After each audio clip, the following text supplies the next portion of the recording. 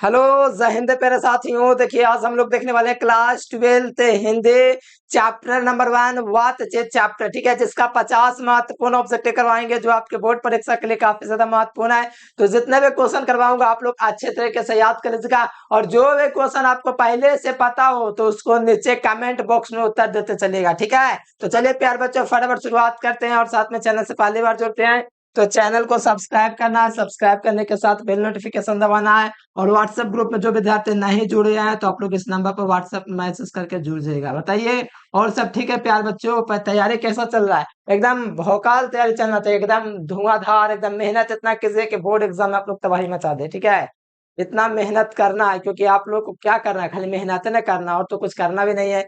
हम लोग का काम है पीडीएफ तैयार करके पढ़ाना वगैरह, बाकी आप लोग मेहनत करते रहिए। ठीक है, तो चलिए शुरुआत करते हैं प्यार बच्चों। बातचीत चैप्टर जो कि बाल कृष्ण भट्ट के द्वारा लिखा गया है, यह एक ललित निबंध है, तो इसी के बारे में पढ़ेंगे। ठीक है, तो चलिए पहला नंबर क्वेश्चन आपका दिया है कि बाल कृष्ण भट्ट। ठीक है, यहाँ पर क्या लिखा हुआ है, ध्यान दे दीजिए। पहला नंबर क्वेश्चन है कि बाल कृष्ण भट्ट ने कितने निबंध लिखे। देखो बाल कृष्ण ने मोटे मोटे लगभग 1000 के आसपास निबंध उन्होंने लिखा। किसने?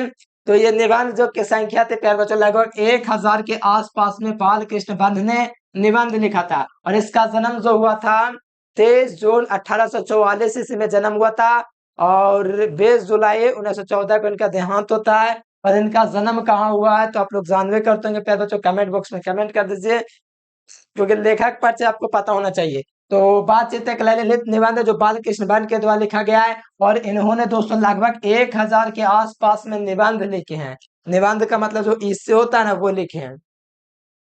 अगला क्वेश्चन देखिए, बाल कृष्ण भट्ट के रचना बातचीत क्या है। तो बाल कृष्ण भट्ट की जो रचना बातचीत है ये ललित निबंध है, तो बच्चा बच्चा बता देगा। ठीक है, इसमें तो ज्यादा टेंशन वाली बात भी नहीं है, ललित निबंध है। ठीक है, तो यहाँ पर ऑप्शन नंबर डी हो जाएगा। एकांकी तो ये होगा नहीं, क्या बोलते हैं, सिपाही के माँ एकांकी होता है। ठीक है, कहानी उसने कहा था, और भी बहुत सारा ऐसा कहानी है। यात्रा संस्मरण तो नहीं होगा, याद रखिएगा ललित निबंध यहाँ पर है बाल कृष्ण भट्ट की बातचीत। ठीक है, अगला देखिए, बातचीत निबंध किसकी रचना है। तो बातचीत निबंध प्यारे बच्चों किसके रचना है तो हमसे पूछा जा रहा है। ठीक है, तो बातचीत निबंध मेरे प्यारे बच्चों अगर ध्यान दिया जाए तो बाल कृष्ण भट्ट बातचीत जो है बाल कृष्ण भट्ट के द्वारा लिखा गया है। रामधारी सिंह दिनकर ने, ये बिहार के हैं कवि। ठीक है, जिनका जन्म सिमरिया बेगूसराय में हुआ था, और उन्होंने अर्धनारीश्वर चैप्टर लिखा है, अर्धनारीश्वर लिखा है। ठीक है, मालिया हस्त में मेरा अकेलापन। ठीक है, जिनका जन्म 1935 में हुआ था, महाराष्ट्र में शायद उनका जन्म है, ठीक से ध्यान में नहीं है, लेकिन मालिया जिनका दोस्तों हंसते हुए अकेलापन लिखे है। संपूर्ण क्रांति जो कि जयप्रकाश नारायण के द्वारा दिया गया भाषण है, जो कि पटना के गांधी मैदान में 1974 ईस्वी में दिया गया था। ठीक है, तो यहाँ पर ध्यान में रखेंगे, हमसे पूछा जा रहा है बातचीत निबंध किसके है, तो बाल कृष्ण भट्ट की है, ऑप्शन ए हो जाएगा। अगला देख लीजिए, बाल कृष्ण भट्ट ने कौन से मासिक पत्रिका निकाला। ठीक है, तो बाल कृष्ण भट्ट मेरे प्यारे बच्चों कौन से मासिक पत्रिका निकाले, फटाफट आप लोग कमेंट करते चलेगा। और जो विद्यार्थी चैनल पहली बार जुड़ेंगे ना तो चैनल को सब्सक्राइब करके बेल नोटिफिकेशन दबा लेना है। ठीक है, तो यहाँ पर ध्यान दीजिएगा, तो बहुत आसान क्वेश्चन आया है कि बाल कृष्ण भट्ट ने कौन से मासिक पत्रिका निकाला था। तो उन्होंने हिंदी प्रदीप मासिक पत्रिका निकाला था। कौन? तो बाल कृष्ण भट्ट ने, इसीलिए राइट आंसर ध्यान में रखिएगा, 4 का बी हो जाएगा। ठीक है, सॉरी सी नंबर में है, हिंदी प्रदीप निकाले थे। ठीक है, चलिए अगला क्वेश्चन देखिएगा, 5 नंबर क्वेश्चन का आंसर है कि अशिक्षित लोगों के बात को क्या कहते हैं। तो अशिक्षित लोगों के बातचीत को हम लोग बात कही कहते हैं। क्या कहते हैं? अशिक्षित लोगों के बातचीत को हम लोग बात कही कहते हैं। क्या कहते हैं? बात कही। ठीक है, तो यहाँ पर देख लीजिए, गप सप इस तो होगा नहीं, तो आपको ध्यान में रखना, बात कही कहेंगे अशिक्षित लोगों की बातचीत को। ठीक है, इतना आसान आसान क्वेश्चन, इस तो एक बार में आप लोग हिंदी को क्लियर कर लेते होंगे, लेकिन इंग्लिश आपको पढ़ने के लिए उसका हिंदी अर्थ पता होना चाहिए। और मेरे प्यारे बच्चों, ग्रामर से आपका 60 नंबर का ऑब्जेक्टिव पूछा जाता है, इतना आसान आसान पूछा था, क्या ही बताऊं, बहुत आसान पूछा जाता है। ठीक है, बहुत कम लेवल का क्वेश्चन, आसान आसान। रेल का विकट खेल किसकी रचना था? रेल का विकट खेल है मेरे प्यारे बच्चों किसकी रचना थी? ये बाल कृष्ण भट्ट की है। किसकी है? बाल कृष्ण भट्ट की है। बाल कृष्ण भट्ट के चैप्टर पढ़ रहे हैं तो रेल का विकट खेल किसकी होगी? बाल कृष्ण भट्ट का ना होगा। भगत सिंह, देखो भगत सिंह तो महान पुरुष है। ठीक है, क्या ही बताएं। ठीक है, तो भगत सिंह तो लिखे हैं, वो अलग चैप्टर है, वो बाद में बताएंगे। रामधारी सिंह दिनकर तो आपको पता है। चंद्रधर शर्मा गुलेरिया, उसने कहा था कहानी जो मील का पत्थर साबित हुआ है, तो वो लिखे हैं। तो यहाँ पर रेल के विकेट किसकी रचना, तो याद रखिएगा बाल कृष्ण भट्ट की। चलिए अगला क्वेश्चन देखिए, बातचीत शीर्षक, ठीक है, ध्यान दीजिएगा यहाँ पर क्वेश्चन को, बहुत मस्त क्वेश्चन है। कहा जा रहा है कि बातचीत शीर्षक निबंध के अनुसार रस का समुद्र किन के बात में उमड़ पड़ा है, ठीक है। यानी कहा जा रहा है आप लोगों से कि बातचीत शीर्षक के निबंध के अनुसार, इनके बातचीत शीर्षक के अनुसार जो है, जो चैप्टर जैसा, उसके अनुसार रस का समुद्र किन के बात में उमड़ा हुआ था। दो सहेलियों के बातचीत में यहाँ कहा गया ना, दो सहेली के बीच बातचीत होगा ना, तो वहां पर रस का क्या चीज था, रस का समुद्र उमड़ा चलाएगा, ऐसा बालकृष्ण भट्ट मानते हैं। तो दो सहेलियों के बीच बातचीत जो है ना, एकदम क्या ही बताएं, एक रस का समुद्र एकदम समझो उमड़ा चला रहा है, ऐसा बातचीत होता है, ठीक है। तो यहाँ पर ध्यान रखिएगा, दो सहेलियों के बीच बातचीत, ठीक है, ध्यान रखिएगा। अगला क्वेश्चन देखिएगा, 8 नंबर क्वेश्चन का आंसर है कि जैसा काम करोगे वैसा परिणाम आएगा। ये किसके द्वारा लिखा गया है, तो बालकृष्ण भट्ट के द्वारा। देखो जैसा आप लोग काम कीजिएगा ना, वैसे पढ़िएगा लिखिएगा, वैसा परिणाम आएगा।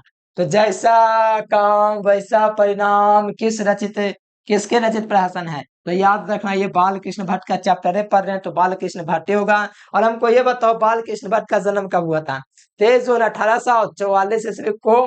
और जयप्रकाश नारायण का जन्म किसी को याद है, नीचे कमेंट बॉक्स में कमेंट करो, मैं आपका रिप्लाई दूंगा, ठीक है, कमेंट कीजिएगा। मोहन राकेश जानते हो, मोहन राकेश, ये कौन सा चैप्टर लिखे, रामधारी सिद्धिनकर सुनने होंगे, ये तो बिहार के कवि, एक महान कवि जिसे लोक नायक के रूप में जानते हैं, जो कि सिमरिया बेगूसराय के बिहार के ही हैं, ठीक है। तो ऐसा यहाँ पर पूछा जा रहा है, इससे आपका क्वेश्चन, जैसा काम वैसा परिणाम किसके द्वारा लिखा गया है, तो आपको याद रखना बालकृष्ण भट्ट के द्वारा। अगला क्वेश्चन देख ले, 9 नंबर क्वेश्चन का आंसर है कि बालकृष्ण भट्ट के पिता का नाम क्या था। तो बालकृष्ण भट्ट के पिता का नाम क्या था, तो बालकृष्ण भट्ट के पिता का नाम बेनी प्रसाद भट्ट था। क्या था, बेनी प्रसाद भट्ट था, टेनी प्रसाद दे दिया। देखो बेनी प्रसाद भट्ट था, किसके पिता का नाम, बालकृष्ण भट्ट के पिता का नाम बेनी प्रसाद भट्ट था। देखो बात से बेने क्या है बता, ट्रिक तो आप लोग क्या जानिएगा, इसे हम तो इतना आसान है, क्या ट्रिक लगा दे। बालकृष्ण भट्ट के पिता का नाम बेनी प्रसाद भट्ट, ऑप्शन बी हो जाएगा। अगला क्वेश्चन देखिए, दमयंती स्वयंवर एक सहयोगिता स्वयंवर है जो श्रीनिवास दास लिखे हैं, ठीक है। ये दमयंती स्वयंवर है जो कि बालकृष्ण भट्ट के द्वारा लिखा हुआ है, ठीक है। तो यहाँ पर ध्यान देख लीजिए, दमयंती स्वयंवर मंदिर जो है बालकृष्ण भट्ट के द्वारा लिखा गया है, और कुछ कुछ बुकों में नरेंद्र कोहली देता है, ठीक है, दमयंती स्वयंवर के लेखक। लेकिन यहाँ पर कुछ देखा जाए प्यारे बच्चों, चैप्टर के अकॉर्डिंग तो दमयंती स्वयंवर जो है ना बालकृष्ण भट्ट लिखे हैं। तो राइट आंसर क्या होगा, सी नंबर होगा। एकदम होला होला क्वेश्चन है, क्या ही बताए, इसे याद कर लीजिएगा।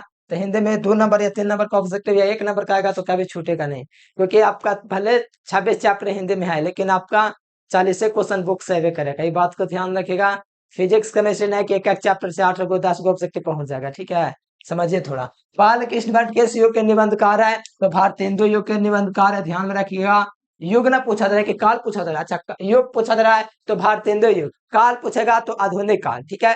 तो यहाँ पर भारतेंदु युग हो जाएगा, ऑप्शन बी।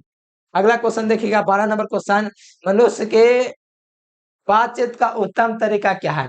जो मनुष्य है उसके बातचीत का उत्तम तरीका क्या है, तो बातचीत का उत्तम तरीका होता है खुल के बात कीजिए, न लजा रहे शर्मा रहे हैं, ऐसा नहीं, न डर के न लजा के न शर्मा के, एकदम बात करना है तो अवाक होकर के पूरे खोल करके बात करना है।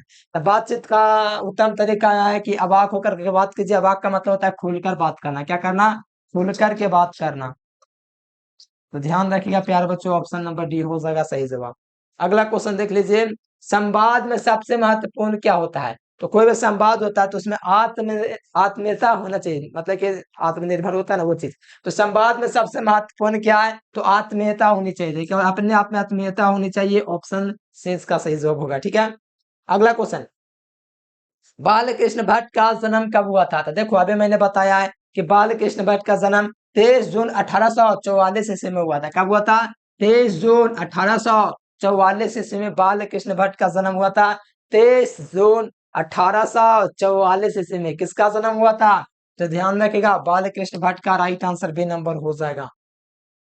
अगला क्वेश्चन देखिए प्यार बच्चों, संयोगिता स्वयंवर, ठीक है, थोड़ा ध्यान से लगाइए, चैप्टर पढ़ रहे बालकृष्ण भट्ट का, लेकिन ये संयोगिता स्वयंवर है, वो स्वयंवर नहीं है क्या अच्छे जो पढ़ाए थे। ये संयोगिता स्वयंवर है जिसके लेखक श्रीनिवास दास है। कौन है, श्रीनिवास दास है, श्रीनिवास दास है मेरे प्यार बच्चों, आपको याद रखना है कि संयोगिता स्वयंवर के लेखक हैं, ठीक है। तो ध्यान में रखिए, ऑप्शन सी इसका राइट आंसर होगा, बहुत महत्वपूर्ण क्वेश्चन है, एग्जाम के पॉइंट ऑफ व्यू से। अगला क्वेश्चन देखिए, कहा जा रहा है कौन सी रचना बाल कृष्ण भट्ट की नहीं है? कौन सी रचना बाल कृष्ण भट्ट की नहीं है? तो परीक्षा के रूप प्यार बच्चों बाल कृष्ण भट्ट की रचना नहीं है। ये किसकी है? तो ये श्रीनिवास दास की है। किसकी है? श्रीनिवास दास, इसकी रचना है। तो यहाँ पर न्यूनतम ब्रह्मचारी ये बाल कृष्ण भट्ट की रचना। 100 एक सुजान ये भी बाल कृष्ण भट्ट की रचना है। सद्भाव का अभाव, जो अच्छे व्यवहार होता है सद्भाव, उसका अभाव, ये भी बाल कृष्ण भट्ट की रचना है। और परीक्षा गुरु जो है बाल कृष्ण भट्ट की रचना नहीं है, ध्यान रखिएगा, ठीक है। तो चलिए अगला क्वेश्चन देखते हैं क्या कहा जा रहा है। 17 नंबर क्वेश्चन कहा जा रहा है कौन सी रचना बाल कृष्ण भट्ट की है? बताओ। रेल का विकेट खेल दोस्तों बाल कृष्ण भट्ट किया है। कछुआ धर्म आपको ही पता है, अगला चैप्टर में ये तो नहीं होगा, प्राच्य विदय नहीं होगा। तो आपका कौन सी रचना बाल कृष्ण भट्ट का है? तो रेल का विकेट खेल, ठीक है। ऐसा रोज पढ़ेगा, रोज अरे हिंदी बड़ी आसान है कि थोड़ा बहुत पढ़िएगा ना, बाकी का नहीं हो पढ़ेगा ना हिंदी तो ग्रामर से बना दीजिएगा, इतना आसान आसान रहता है।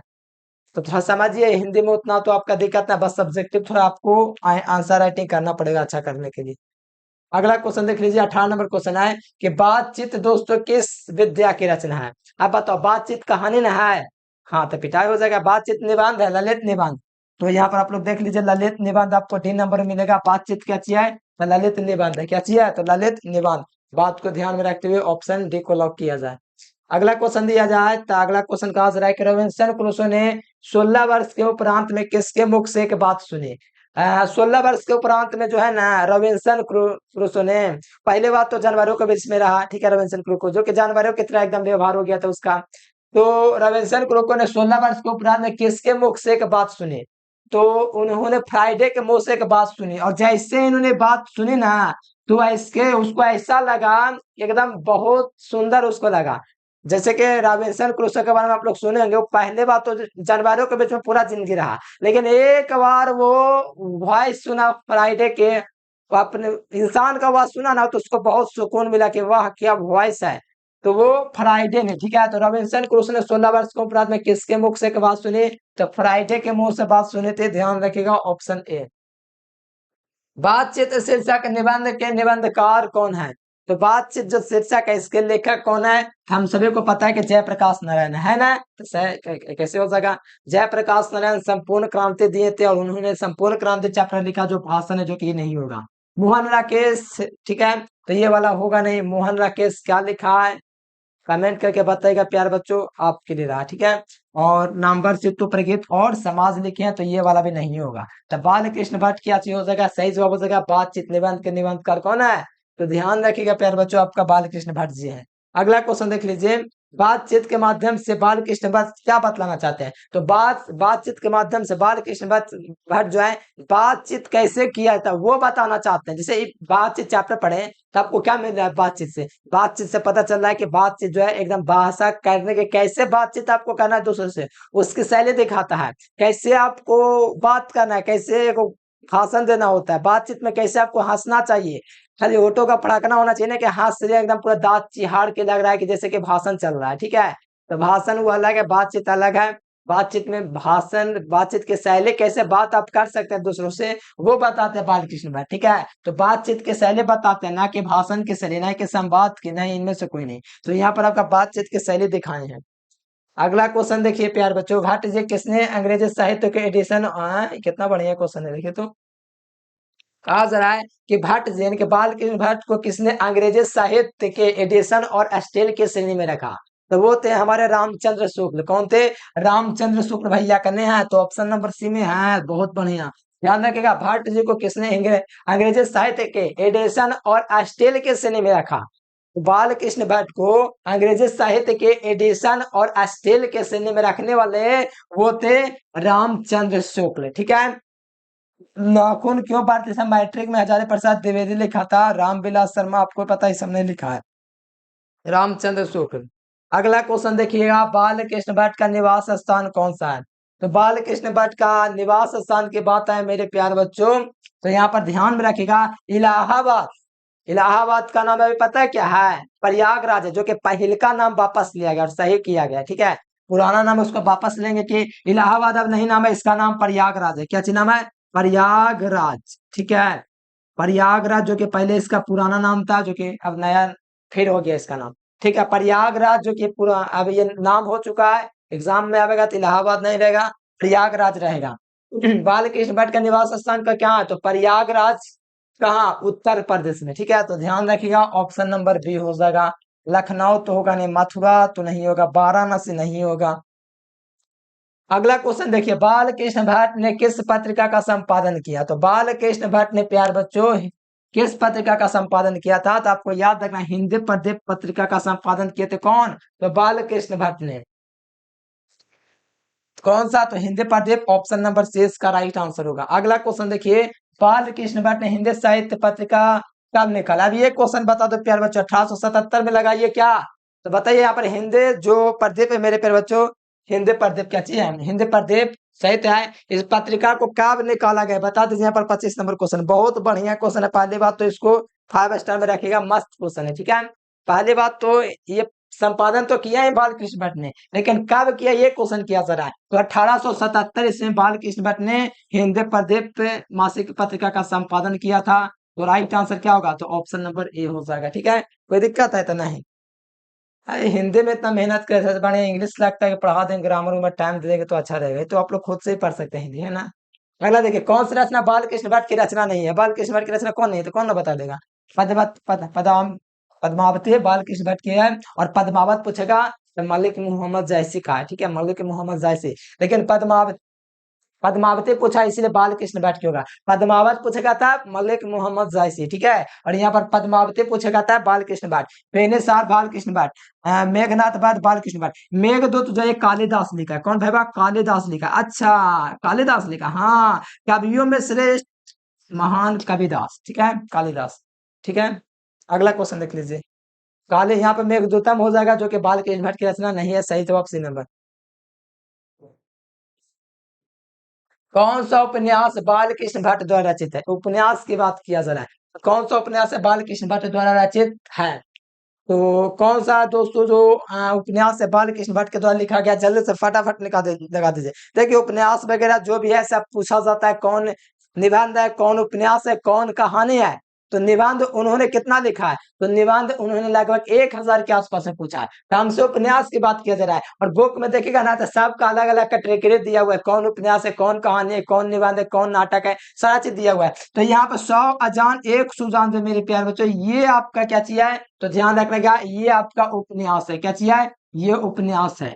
ठीक है, तो 100 सुजान 1 सुजान इसका सही जवाब होगा, ध्यान रखिए। अगला क्वेश्चन, नाटक में प्रारंभ में होने वाले पाठ को क्या चाहिए बोलते थे, नंदे पाठ। नाटक के प्रारंभ में होने वाले पाठ को क्या बोलते हैं, नंदे पाठ कहते हैं, क्या बोलते हैं, मंगल आरती क्या चाहिए, तो नंदे पाठ जो है क्या चाहिए होता है, तो नाटक के प्रारंभ में होने वाली पाठ होता है, तो option B will be correct answer. अगला क्वेश्चन, रॉबिन्सन क्रूसो ने कब तक मनुष्य का मुख देखने को नहीं मिला था, अब तो रॉबिन्सन क्रूसो के बारे में मैंने आगे थोड़ी देर पहले बताया कि रॉबिन्सन क्रूसो ने मेरे प्यारे बच्चों 16 वर्ष तक किसी का इंसान का वॉइस ना जब सुना, तो उसको लगा कि इंसान का नया चोला उसको मिल गया। ठीक है, इंसान उसको शरीर मिल गया, ऐसा लगा उसको सुन करके। तो रॉबिन्सन क्रूसो को कब तक मनुष्य का मुख देखने को नहीं मिला, तो 16 वर्ष तक प्यार बच्चों रॉबिन्सन क्रूसो को मुख देखने को नहीं मिला, किसका, इंसान का, नहीं वॉइस सुनने का। जैसे संगति रहता ना, उसी के अनुसार कोई भी ढलता है, जैसा वातावरण आपका होगा ना, तो उसी के अनुसार आप ढल जाइएगा। ठीक है, इसलिए थोड़ा सही संगति में रहेगा ना, तो सही संगति का प्रभाव भी पड़ेगा। तो यहाँ पर ध्यान दे दीजिए, कहा जा रहा है कि art of conversation, art of conversation का मतलब होता है बातचीत किस है, क्या चीज बता, बातचीत जो होता है ना करने, मतलब आर्ट ऑफ कन्वर्सेशन के साथ मतलब कि ऐसे प्रसंग छोड़ जाते हैं ना, जिसको सुन करके बहुत खुशी मिलता है। जैसे आपको पता बहुत पढ़ने में तेज होता है, बात के सुन के बहुत खुशी मिला, तो यही है आर्ट ऑफ कन्वर्सेशन, जो कि यूरोप के लोगों में पाया जाता है। यूरोप महादेश है, पता नहीं, एशिया यूरोप महादेश है, अफ्रीका अफ्रीका ऑस्ट्रेलिया ये सब महादेश है। तो यूरोप के जो महादेश होता है ना, वहां पर आर्ट ऑफ कन्वर्सेशन पाया जाता है, जो स्वादिक प्रचलित है यूरोप के लोगों में। कुछ कहा देगा ना ऐसा हुआ, जो उसको सुन सुन के बहुत खुशी मिलेगा, ऐसा आपके साथ भी होगा, कोई बात हो रहा है तो वहां पर ऐसा बात चला होगा, कुछ बात को सुन के बड़े खुशी मिला होगा, तो वही है आर्ट ऑफ कन्वर्सेशन। ठीक है, तो ध्यान में रखते हुए ऑप्शन सी को लॉक किया जाए और 31वां नंबर क्वेश्चन का जवाब दिया जाए। काल पूछा जा रहा है प्यारे बच्चों, रीतिकाल के भूषण जी है, ठीक है, भूषण भैया रीतिकाल के हैं। भूषण वाला चैप्टर पढ़े, सबसे बढ़िया चैप्टर है, पढ़ लीजिएगा जरूर। छत्रपति शिवाजी महाराज के बारे में उसमें बताया गया है, ठीक है। तो रीतिकाल तो होगा ही नहीं, ठीक है। आधुनिक काल हो सकता है, भक्ति काल के शुरुआते के कवि, शुरुआते के जितने भी कवि ना भक्ति काल के, जैसे हो गया कौन कौन, जैसे आप लोग सोचेगा यहाँ से था बाल कृष्ण भट्ट, तो आपका आधुनिक काल के हो गया, ठीक है। तो पहला चैप्टर मलिक मोहम्मद जैसे लगता है भक्ति काल के ना है, भक्ति काल के हैं। फिर उसके बाद सूरदास भक्ति काल, तुलसीदास भक्ति काल और नाभादास भक्ति काल, ठीक है। तो वो सब भक्ति काल के कवि हैं। लेकिन रीति काल के भूषण है और आदि काल के तो होगा नहीं, तो आधुनिक काल हो जाएगा क्या चीज, सही जवाब, क्योंकि बाल कृष्ण भट्ट आधुनिक काल के कवि हैं। अगला क्वेश्चन देखिए, बाल कृष्ण भट्ट ने किस, हाँ, बाल कृष्ण भट्ट ने प्रारंभ में कौन सा विषय में अध्यापन किया था। शुरू में था प्यारे बच्चों संस्कृत के बारे में, ठीक है, जो कि सबसे प्राचीनतम भाषा विश्व का। देखिए यहाँ पर संस्कृत इसका सही जवाब हो जाएगा। बाल कृष्ण भट्ट ने प्रारंभ में किस विषय से अध्यापन किए, तो संस्कृत विश्वविद्यालय से। तो ध्यान रखिएगा, मतलब कि किस विषय से अध्ययन किया, तो मतलब संस्कृत पहला मतलब शुरू होता है ना, शुरू से हम लोग क्या चीज किए हैं, हिंदी से ना शुरू किया है। पहले था कि संस्कृत बहुत प्रचलित था, धीरे धीरे लगभग बड़े कम मिलता है, संस्कृत जो पढ़ता है बड़े कम मिलता है, ठीक है। राष्ट्रभाषा होता था, इसका दर्जा काफी आगे तक जाता। लेकिन बाल कृष्ण भट्ट के प्रारंभ में किस विषय का अध्यापन किए थे, तो संस्कृत के रूप में किए थे, ऑप्शन ए इसका सही जवाब होगा। अगला क्वेश्चन देखिए, यहाँ पर कहा जा रहा है 33 नंबर क्वेश्चन कि बाल कृष्ण भट्ट के माता का नाम क्या था। तो बाल कृष्ण भट्ट की माता का नाम पार्वती देवी, पिता का नाम बेनी प्रसाद भट्ट। तो ऑप्शन बी को लॉक किया जाए। अब बताओ, याद है मैट्रिक में पढ़ो, निर्मला देवी किसकी माँ का नाम है, याद है, याद तो रहना चाहिए ना, क्योंकि आगे चल के तैयारी कीजिएगा तो ये सब भी काम आता है। तो ध्यान रखिएगा, बाल कृष्ण भट्ट के माता का नाम पार्वती देवी था, ठीक है। बाल कृष्ण भट्ट का निधन कब हुआ था। 20 जुलाई 1914 ईस्वी को, जब दुनिया में प्रथम विश्व युद्ध के शुरुआत हुए थे, और 1918 ईस्वी तक चला था, और इसमें लगभग 5 करोड़ लोग मारे गए थे, जो कि 1919 में आए में हमारे से कहीं ज्यादा कम था, ठीक है। तो यहाँ बाल कृष्ण भट्ट का निधन कब हुआ था, 20 जुलाई 1900, 14 जुलाई 1900, सॉरी 20 जुलाई 1914 की, 20 जुलाई 1914 ईस्वी को निधन हुआ था बाल कृष्ण भट्ट का। अगला क्वेश्चन देखिए, बाल विवाह किसकी रचना है। बाल विवाह किसकी रचना है, तो बाल कृष्ण भट्ट वाले भैया का मोस्ट भी यही क्वेश्चन है। तो कहाँ गए भैया, तो बाल कृष्ण भैया, ऑप्शन नंबर बी, ठीक है। बाल विवाह किसकी रचना, तो बाल कृष्ण भट्ट की है, ध्यान रहेगा। रामधारी सिंह दिनकर जो कि लोकनायक कवि हैं, तो ये नहीं होगा। जयप्रकाश नारायण, अच्छा, राष्ट्र कवि, राष्ट्र कवि है ये, लोकनायक ना है ये, आए आपके क्या चाहिए, राष्ट्र कवि, और ये क्या है, लोकनायक, ठीक है, कंफ्यूज नहीं करना है। और बाल कृष्ण भट्ट हो जाएंगे आधुनिक काल के कवि, जो बाल विवाह के लेखक हैं। अगला क्वेश्चन देखिए, गुप्त बैरे, गुप्त बैरे किसका होगा, चैप्टर पर है बाल कृष्ण भट्ट का, तो बाल कृष्ण भट्ट इसका राइट आंसर होगा। आसान चीज ना है। अगला क्वेश्चन देख लीजिए, बाल कृष्ण भट्ट एंट्रेंस की परीक्षा कब थी, प्राग के मिशन स्कूल से 1867 ईस्वी में। एंट्रेंस का एग्जाम जो है, जो कि 12th के बाद लगता पड़ता है ना, एंट्रेंस की एग्जाम जो है बाल कृष्ण भट्ट ने 1867 ईस्वी में दिया, जो कि बी नंबर हो जाएगा। अगला क्वेश्चन देखिएगा, बाल कृष्ण भट्ट ने परीक्षा किस विद्यालय से दिए थे। बाल कृष्ण भट्ट ने एंट्रेंस की परीक्षा किस विद्यालय से दिए थे, प्रयाग के मिशन स्कूल। तो प्रयाग के मिशन स्कूल से बाल कृष्ण भट्ट ने अपना क्या किया था, तो एंट्रेंस का एग्जाम दिया था। बाल कृष्ण भट्ट की रचित बातचीत क्या चीज है, तो ललित निबंध है। आपको ऑप्शन नंबर ये लगा देना और टिक करके चले आना है, कोई दिक्कत नहीं होगा। अगला क्वेश्चन 40 नंबर, मोटी माटी कितने पढ़ते निबंध बाल कृष्ण भट्ट ने लिखा, 1000, कितना था 1000, ऑप्शन नंबर ए हो जाएगा 1000, ठीक है। अगला क्वेश्चन देखिए 43 नंबर क्वेश्चन, बाल कृष्ण भट्ट किस काल के कवि है। तो ये काल की बात किया जाए ना, तो ये काल की बात किया जाए, तो बाल कृष्ण भट्ट की पूछा जा रहा है, बाल कृष्ण भट्ट जो है आधुनिक काल के कवि हो जाएंगे, ठीक है, ऑप्शन डी हो जाएगा। अगला क्वेश्चन देख लीजिए, बोलने से मनुष्य के रूप का साक्षात्कार होता है, बताओ। बोलने से मनुष्य के रूप का साक्षात्कार होता है, और असल बात से सिर्फ दो व्यक्तियों के बीच हो सकती है। ये दोनों ऑब्जेक्टिव बहुत ज्यादा इंपॉर्टेंट है, ठीक है। तो इस बात को थोड़ा ध्यान रखकर बता दीजिए, यहाँ पर सही जवाब क्या हो जाएगा। बोलने से मनुष्य के रूप का साक्षात्कार होता है, कौन बताया था, बताइए, बेन जॉनसन। लेकिन एडिसन ने कहा था कि असल बात से सिर्फ दो लोगों के बीच हो सकती है। तो यहाँ पर देखिएगा, तो बोलने से मनुष्य के रूप का साक्षात्कार होता है, बेन जॉनसन ने कहा था। और एडिसन ने कहा था कि आसन पास से सिर्फ दो लोगों के बीच होंगे। बताता हूँ, बोलने से मनुष्य के रूप का साक्षात्कार होता है, किसने बताया था? ये बताया था बेन जॉनसन। इनका कहना है कि बोलोगे तब ना पता चलेगा तुम किस किस्म के हो, कैसा आपका संगति में पला पोसे हो, किस स्थिति में रहे हो। बोलने से ना पता चलेगा। कोई बोलेगा ऐंठ के कि बताइए तो ये जगह का नाम क्या है, यहाँ पर हमको जाना है। कोई प्यार से बोलेगा भैया इसका जगह बताइए, इसका लोकेशन कहाँ पर है। कोई ऐंठ के बोलेगा, कोई गाली गलौज करके देगा, कोई अपना एटीट्यूड दिखाएगा। तो उससे क्या पता चलेगा? तो उसका साक्षात्कार पता चलता है कि तुम किस वेशभूषा से आए हो, किस फैमिली से हो तुम, वो पता चल जाता है बातचीत से। ठीक है, नहीं मानना था बेन जॉनसन को। ऑप्शन नंबर बी हो जाएगा। अगला क्वेश्चन देखिए, असल बातचीत सिर्फ दो लोगों के बीच हो सकती है। बताओ, असली बातचीत करना अगर तिसरका टपक जगह तो बात को घुमाएंगे कि नहीं? बताइए तो। असली बातचीत, असल बातचीत सिर्फ दो लोगों के बीच हो सकती है, आज भी सही है। लेकिन तिसरका टपकेगा ना तो बात को पलट जाएगा, चौथा टपकेगा बात को पलट दिया जाए। जैसे आप बात कर रहे थे कि हम बहुत ज्यादा पढ़ते हैं अपने दोस्त से, फिर अगला आ गया आपका तेज, तो उसको कहेंगे कि ना ना हम बड़े काम पढ़ते हैं, बड़े सवेरे सो जाते हैं। ऐसे होता है। तो असल बात से सिर्फ दो लोगों के बीच सरकावेगा ना तो बात को घुमा दिया जाएगा।